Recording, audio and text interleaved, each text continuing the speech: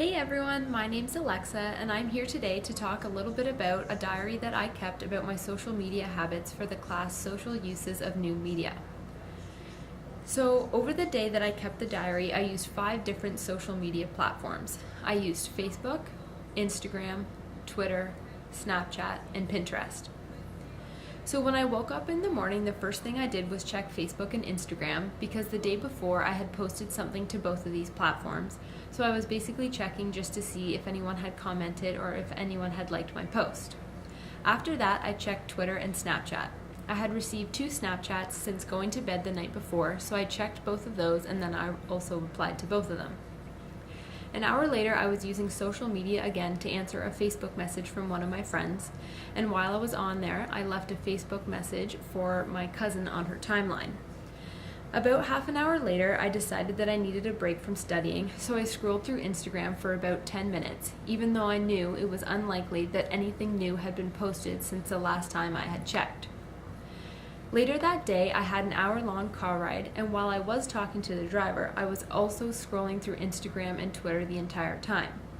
During the car ride, I received a message from my group members about an upcoming project for class, so I replied to that on Facebook Messenger. And since I already had the app open on my phone, I decided to take a scroll through Facebook to see if anyone had posted anything interesting. Then later, once I got home around dinner time, I went on Pinterest to search for a recipe to make for dinner.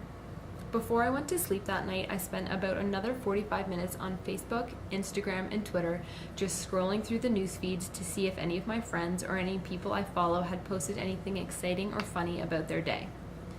So as I'm reflecting on my social media use that day, I noticed that most of the time I spent on social media sites was either in the morning or at night, but also any time that I was bored or had nothing else to do.